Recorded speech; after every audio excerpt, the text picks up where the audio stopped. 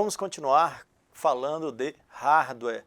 Vamos falar agora de cada componente que compõe o microcomputador ou um notebook. A tecnologia é muito parecida. Vamos primeiro falar do gabinete. O gabinete é esta caixa que você está vendo. O gabinete é esta caixa. O objetivo desta caixa é organizar os componentes, os principais componentes de um computador, como placa-mãe, os drivers de DVD, Blu-ray, cartões de memória, também tem as placas de expansão, a fonte, então tudo fica nessa caixa conhecida como gabinete. O gabinete antigamente, na década de 80, era conhecido como, o modelo conhecido era o modelo AT, Advanced Technology. Esse gabinete, ele permitiu o desligamento através de um botão. Essa tecnologia, ela foi modificada, isso aqui foi da década de 80, anos 80. Essa tecnologia avançou na década de 90 para os gabinetes ATX, que é o que a gente usa até hoje. Os anos 90 em diante, temos aqui o gabinete ATX. O gabinete ATX, ele permite o desligamento através do sistema operacional. Ou seja, no gabinete AT, eu tinha que apertar um botão para desligar. Isso você não faz mais com toda certeza. Ninguém faz mais isto. O que é que você faz? Se você está usando o Windows, você vai no botão iniciar, a opção desligar. E aí você desliga o sistema, o computador, a partir do próprio sistema operacional, sem ter que desligar no botão do gabinete. Tudo ok? Esse modelo é conhecido como ATX. Então, o ATX permite desligar pelo sistema operacional que você está utilizando. Então, em prova, aparece essa sigla, ATX. Apareceu gabinete ATX, significa isto. Bom, como eu disse, o gabinete guarda os principais componentes de um computador. Quais são os componentes de um computador? Olha só nesse desenho aí, veja, vamos ampliar aí a tela, vamos ampliar aí a imagem para que você veja. Este aí é um gabinete aberto. Estão vendo aí? Este local, na verdade, essa parte aqui é o cooler. Embaixo desse cooler tem o processador, fica abaixo, a gente vai ver isso. Vimos aqui, ó, tem a fonte, este aqui, ó, isso aqui representa a fonte. Aqui temos o cooler e embaixo o gabinete. Temos aqui, ó, essa região são as placas de memória RAM. Neste local são os slots, são chamados slots de placa de memória. Temos aqui, nessa parte de baixo, as placas de expansão, placa de vídeo, placa de rede, placa wireless. Temos aqui as baias, onde você vai ter o drive de CD, o drive de DVD, Blu-ray, cartões e assim por diante. E embaixo, aqui nessa baia, tem o HD. Estão observando a estrutura de um gabinete? Então, o gabinete é a caixa. CPU, na verdade, é o que está abaixo do cooler, que é uma espécie de refrigerador para o processador. Bom, vamos continuar, minha gente. Vamos ver aí os componentes. Olha só uma questãozinha aí de prova. Olha como aparece no seu concurso. O principal componente da placa-mãe de um microcomputador é denominado... o principal componente da placa-mãe de um microcomputador é denominado... Bom, na placa-mãe, certo? O componente que vem na placa-mãe é chamado de chipset. O que vem na placa-mãe é o chipset. O processador não vem na placa-mãe. O chipset vem na placa-mãe. A placa-mãe tem o chipset ponte norte,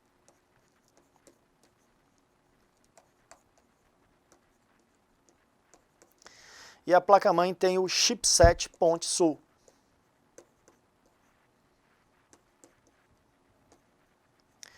Os chipsets são controladores, eles controlam a transmissão de dados entre os componentes. Não vem no computador, na placa-mãe, não vem o processador. Clock, na verdade, se refere ao próprio processador. Cache é a memória que está dentro do processador. Então, nada disto, né? O que vem na placa-mãe não é o BIOS. Na verdade, na placa-mãe vem a memória ROM. Na placa-mãe tem o chip de memória ROM e dentro dessa memória ROM tem um programinha conhecido como BIOS. Então, o principal componente citado aqui, o único que está na placa-mãe, é o chipset. Bom, muita gente pensa aí logo no processador, só que o processador ele não vem na placa-mãe. O processador ele é conectado à placa-mãe, é um componente independente. Se você comprar uma placa-mãe, não tem processador nele, então ele não é o principal componente da placa-mãe. Bom, gente, vamos continuar as nossas questões, para você ver como é importante estudar informática. A pessoa pensa, né, que na placa-mãe tem processador, não tem. Está vendo aí o desenho de uma placa-mãe. Na placa-mãe tem algo chamado soquete. Soquete é o local onde você encaixa o processador. Esse local aí onde eu escrevi a palavra soquete é justamente onde se encaixa o processador. A CPU está aqui, ó, o Core i7. Então temos aqui a CPU Core i7 que vai ser conectado justamente nesse local chamado soquete. Tudo ok? Todos conseguiram aí acompanhar essa ideia? Bom, em cima da CPU, sobre a CPU vem cooler. Então o cooler ele vai ser colocado sobre a CPU, a CPU fica nessa parte aqui embaixo, ó. A CPU vai ficar aqui, ó.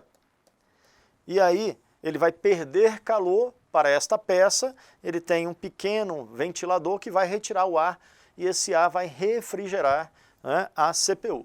Então temos o cooler, sobre o cooler, o cooler fica sobre a CPU e a CPU é conectada no soquete. Bom, tem aqui o chip de memória ROM do computador, como eu anunciei antes, ó. A memória ROM já vem, isso aqui vem na placa-mãe. A memória ROM, não BIOS. BIOS é um programa que fica aí dentro. Bom, temos aqui também, ó, uma placa de vídeo. Essa placa de vídeo é conectada em algo chamado slot. Temos aqui os slots para conectar as placas de expansão. Temos aqui uma outra placa, que é a placa de rede, também é conectada em um slot. Bom, vamos ampliar aqui para que você veja melhor. Então está aí. Bom, temos aqui as placas de memória RAM do computador. As placas de memória RAM do computador e essas placas são conectadas nesses slots aqui, ó. Temos aqui dois slots, os maiores slots são justamente para conectar as placas de memória RAM do computador. Temos a chamada fonte. A fonte ela tem cabos que vão ser conectados na placa-mãe para fornecer energia. É a partir da fonte que a placa-mãe é energizada. Temos o HD e o SSD. São duas tecnologias diferentes. O HD ele é magnético, enquanto o SSD é elétrico. O SSD é uma tecnologia melhor do que a do HD, ele substitui o HD. Bom, mas eles são conectados em slots. Esses slots pequenos aqui são chamados de slots SATA. Conecta-se em slot SATA. Bom, minha gente, tudo ok? Todos conseguiram acompanhar? Isso aqui é para dar uma noção a você. A prova não vai chegar a tanto, mas é importante que você conheça essa tecnologia. A gente vai falar sobre isso durante a nossa aula. Então, temos a placa-mãe e temos esses componentes, tá? Tem também o chipset. Olha aqui, essa placa aqui é chamada de chipset. Ela já vem, ela controla a transmissão de dados entre componentes da placa. Existe também o chipset, tá? Na verdade são dois chipsets. Bom, vamos continuar, não vamos entrar em detalhe agora. Vamos continuar, vamos falar sobre os processadores. Temos dois fabricantes muito importantes de processadores. O maior é a empresa Intel, é a primeira em fabricação de processadores. A concorrente da empresa Intel é conhecida como empresa AMD, que é a segunda maior fabricante de processadores do mundo. A tecnologia de fabricação de processadores ela é excepcional, é fantástica, né? É algo muito guardado como segredo de Estado isso, fabricar processadores. A Intel ela iniciou o trabalho em 1970.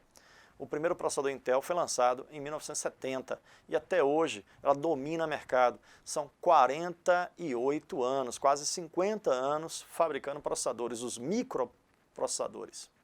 Vamos ver quais são os principais processadores da empresa Intel e da empresa AMD. Mas antes uma questãozinha, ó. Olha só, são exemplos de processadores, com exceção de qual desses termos que você está vendo não representa um processador? Será que você conseguiu identificar? Pensa aí.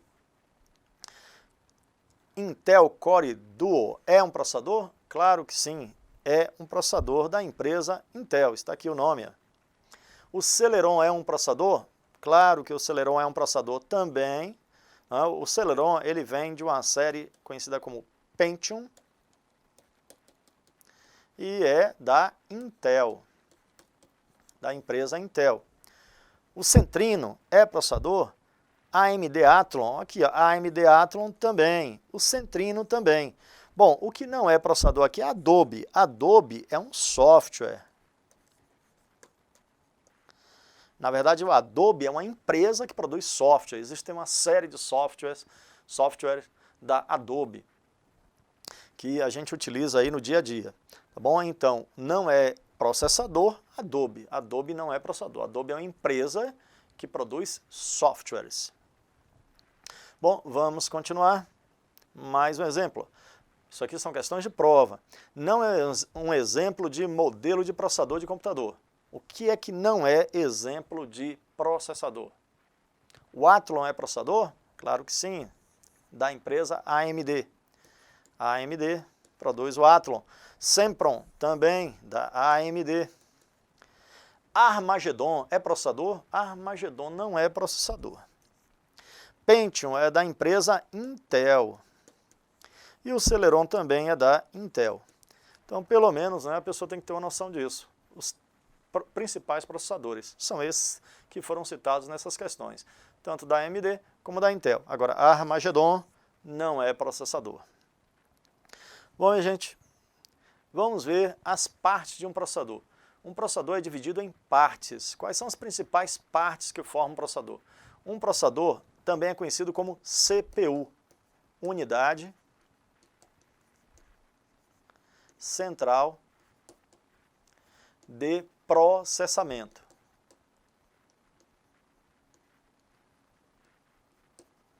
Uma CPU ela é dividida em partes. Uma das partes é a unidade de controle. A unidade de controle, representada pela sigla UC, a unidade de controle, ela tem por objetivo controlar a entrada e saída de dados da CPU. A CPU não pode realizar todas as tarefas ao mesmo tempo. A gente vai ver isso, né? Uma CPU, antigamente a CPU tinha só um núcleo, realizava uma tarefa de cada vez.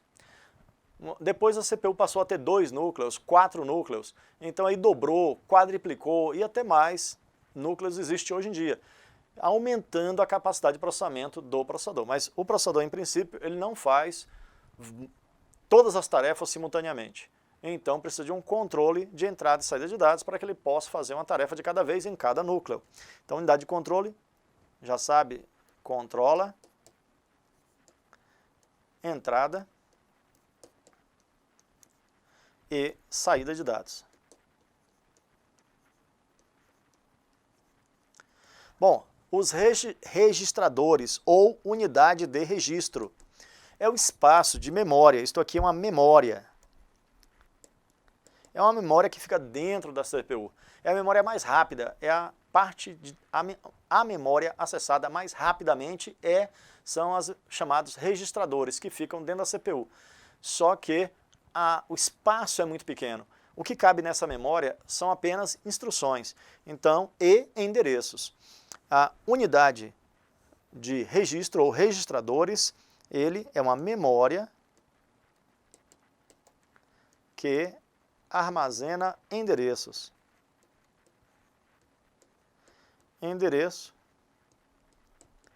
e instruções para serem executadas. Enquanto essas instruções estão sendo executadas, aí vai ficar nesse espaço de memória chamado registradores. Isso vai mudando o tempo todo à medida que vai mudando o que está sendo executado. O LA vem de unidade lógica aritmética.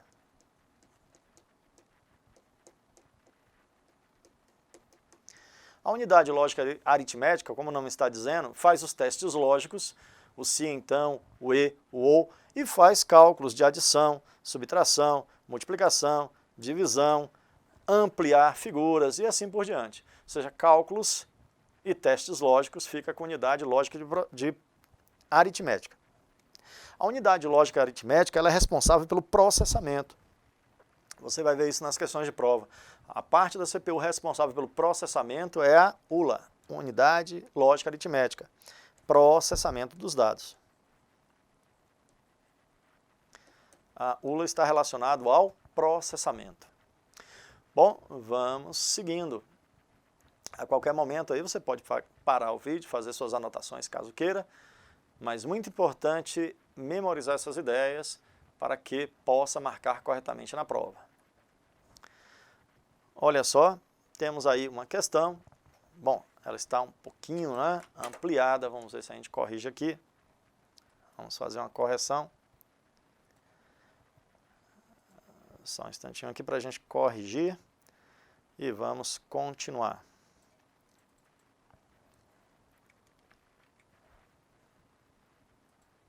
Pronto. Vamos fazer uma correção disso aqui e a gente já continua. Vamos ver. Em relação aos tipos de memórias de um computador, os registradores é um tipo de memória volátil, localizada no processador e possui baixa capacidade de armazenamento, não volátil, localizada no processador e possui baixa capacidade de armazenamento, não volátil, localizada no HD e possui alta capacidade de armazenamento. Bom, já vimos que registradores, primeiro detalhe, ó, vamos retornar, vamos colocar aqui a caneta, vamos colocar de volta, tá divertido isso, não é? Então vamos colocar aqui a caneta de volta, pronto. Os registradores é um tipo de memória que já vimos que não está localizada no HD. Está errado, localizada no HD. Está localizada no processador. Volátil ou não volátil? Volátil, memória volátil significa perde o conteúdo quando é desligada. Não volátil, não perde conteúdo quando o computador é desligado. Bom, tudo que está dentro do processador, ao desligar o computador, é perdido. Logo, é uma memória volátil. É uma memória volátil localizada no processador. Então, onde tem não volátil, você descarta. É uma memória volátil localizada no processador. Possui alta capacidade ou baixa capacidade? Bom, o processador, ele equivale à ponta do seu dedo. Ele, na verdade, é um pouquinho maior porque tem os pontos de conexão com a placa-mãe, mas o tamanho real dele é o tamanho da ponta do seu dedo. E não cabe numa CPU muita memória, então é de baixa capacidade de armazenamento. Aqui diz na letra D que possui alta capacidade, então a única resposta correta é a letra A dessa questão. A memória, denominada registradores, ela é volátil, localizada no processador e possui baixa capacidade de armazenamento. Lembrando também que é uma memória do tipo elétrica. É uma memória do tipo elétrica. Existem 3 modelos de memória, elétrica, magnética e óptica. A gente vai ver cada um desses tipos e o registrador é um tipo de memória elétrica, volátil e de baixo conteúdo. Bom, vamos continuar. Agora vamos falar sobre os processadores. Temos aqui as duas principais empresas que produzem processadores, a empresa Intel e a empresa AMD. Já disse a vocês que a maior fabricante, a primeira no mundo, primeiro lugar, é a Intel, segundo lugar é a AMD. Os processadores Intel, os mais recentes, são esses que estão aqui na base. Ó. Os primeiros foram da década de 70. Na década de 70 foram produzidos processadores. Esses aqui são os últimos, o i7, o i5 e o i3, que são os principais da Intel. Mas ainda é utilizado o Celeron e o Pentium. Bom, se usa ainda Celeron e Pentium. Se você for comprar um notebook e olhar o processador, você vai ver que tem notebooks com Celeron, notebooks com Pentium. Mas se você quer um bom computador, deve comprar o Core i7. Da AMD tem o Athlon e o Phenom. Esses aí são os top de linha. Tem aqui também o Sempron, viram naquela questão que fizemos anteriormente? Tem o Sempron, o Athlon. Então esses são os principais, pelo menos você deve guardar estes nomes na sua memória. Core, Pentium, Celeron, Athlon, Phenom, Sempron. Pelo menos isto é bom guardar, porque pode aparecer na sua prova. Então, continuando, temos mais. Ó. A velocidade dos processadores atuais é medida em? Como é que se mede a velocidade de um processador? Bom, minha gente, a velocidade é dada numa unidade chamada Hertz. A unidade que mede frequência é o Hertz. Hertz significa ciclos por segundo. Só que um processador é muito rápido. O processador executa bilhões de ciclos por segundo. E bilhões de ciclos por segundo, bilhão vem de giga, que representa bilhão. Então temos quilo, que é mil, mega, milhão, giga, bilhão. Os processadores modernos utilizam a unidade conhecida como gigahertz. Você pode ver isso no seu computador. Só ir lá no ícone, onde tiver o ícone computador, clica no botão direito propriedades, vai aparecer uma tela que descreve qual é o tipo de processador e qual é o clock do computador, que é a velocidade dele. Vamos ver isso aí? Então, não se usa byte para medida de velocidade, não se usa bit para medida de velocidade, e muito menos pixel, porque pixel está relacionado à imagem. Pixel tem a ver com imagem, a qualidade da imagem medida em megapixels. Gigabytes é a parte de armazenamento de dados. E o bit é usado para transmissão de dados. Transmissão de dados. Tá certo? O bit normalmente é utilizado para transmissão de dados. O byte para armazenamento de dados. Pixel se refere à imagem. Agora, velocidade de processador é dado em gigahertz. Bom, vamos mostrar essa ideia. Está aí a tela que eu disse a vocês anteriormente, que pode ser obtida no seu computador, clicando com o botão direito sobre computador. Você abre o Windows Explorer ou o explorador de arquivos, no caso do Windows 10. Vai lá, tem a unidade C, você clica lá na unidade, na unidade C não, clica em computador. Clica em computador, propriedades, aí vai aparecer essa tela que mostra quais são as características do seu computador, algumas características. Ou então você pode ir através do painel de controle, item sistema, também abre essa tela. Tanto que aparece aqui, ó, sistema. Está escrito aí em cima. Você abre pelo painel de controle o item sistema. Você vai ver essa tela. Aqui está descrevendo qual é o processador que está nesse computador. Esse computador que eu estou usando, ele tem um processador i7. Está aqui, ó, Intel, que é a empresa, Core i7 7700. É o modelo. E aqui está a frequência. Está aqui, eu vou ampliar 3,60 GHz. Significa que cada núcleo deste processador i7, que normalmente o i7 tem pelo menos uns 4 núcleos, este tipo de processador, cada núcleo tem uma frequência de 3,6 bilhões de ciclos por segundo. Não é pouca coisa. Tudo ok? Todos conseguiram aí acompanhar? Outro detalhe, estão vendo aqui onde tem tipo de sistema operacional 64 bits, existe sistema 32 bits, que é antigo, existe sistema 64 bits. Na verdade, o Windows 10, tanto existe modelo 32 bits quanto 64 bits. Tá? Agora, o processador é 64 bits. Bom, continuando. Vamos falar sobre o clock do processador. É o que acabamos de ver. Eu peguei só a parte da imagem que é importante da tela anterior e coloquei aqui, ó. O processador é um processador Intel Core i7 com clock de 3,6 GHz. Esse é o clock do processador. É a frequência de trabalho ou expressa a ideia de velocidade. Bom, o clock do processador, ele é no mínimo de 1,3 quando temos o processador i3 de menor qualidade. Depois avança aí para o i5, você vai ter em torno de aproximadamente 2,5, chegando ao i7. O i7 pode chegar a um clock de 4,2 GHz. O clock de um processador varia entre 1,3 e 4,2 GHz por núcleo. Isso aqui é por núcleo. Na hora de comprar um processador, se você comprar um i3, você pode ter ele com 1,3, 1,5, 2 GHz. Se você comprar um i5, você pode ter ele com 2, com 2,5, até 3 GHz. A partir de 3 GHz, aí você certamente vai ter o processador i7. É claro que o custo é mais alto. De preferência, compre i7. Bom, Continuando, não é considerado processador de múltiplos núcleos. Como eu disse antes, existem processadores de 1 núcleo, 2 núcleos, 4 núcleos.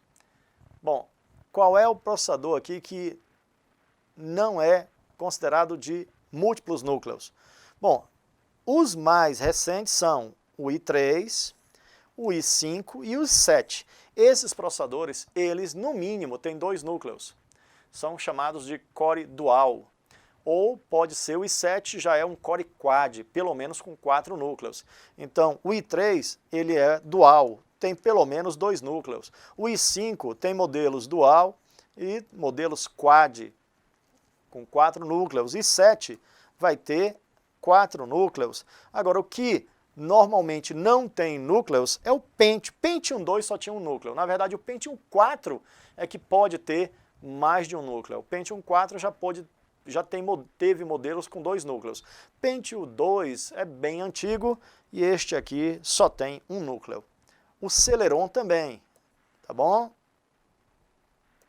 E o Celeron e Celeron, um núcleo só.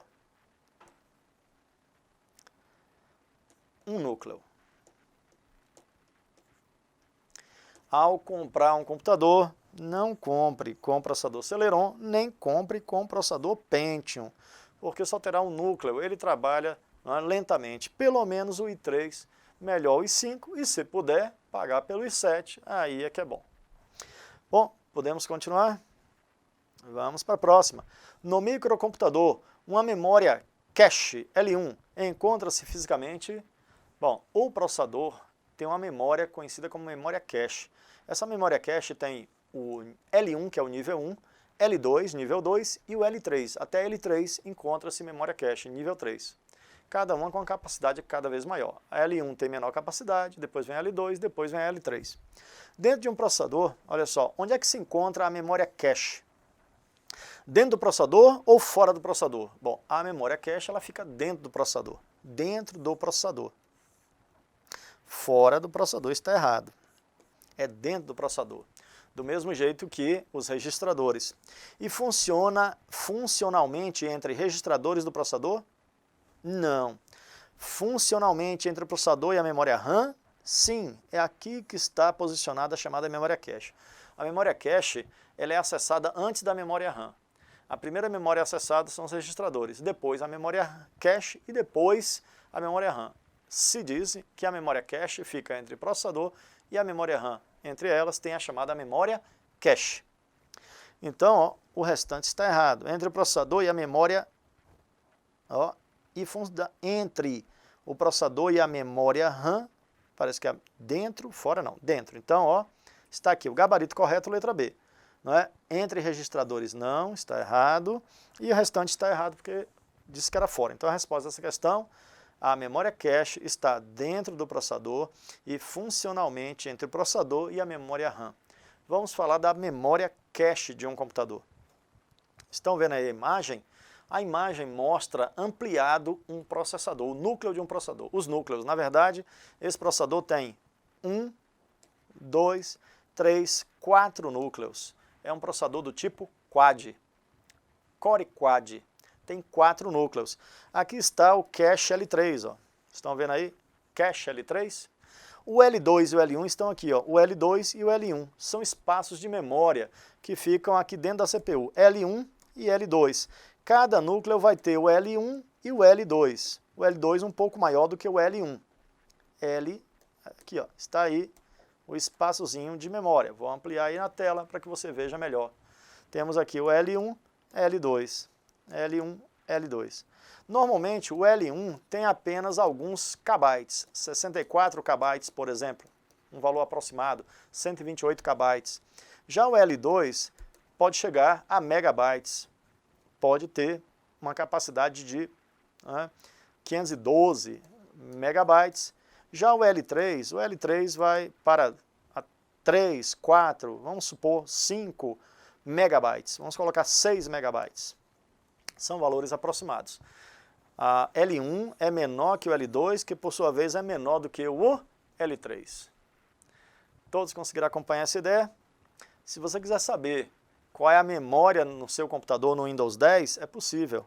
No Windows 10, se você utilizar o Ctrl mais a tecla Shift mais a tecla ESC, aí vai abrir uma tela do gerenciador de tarefas e lá tem uma guia que mostra o desempenho e a memória, quanto está sendo usado de memória. Aí mostra cache L1, L2, L3, a capacidade de cada uma.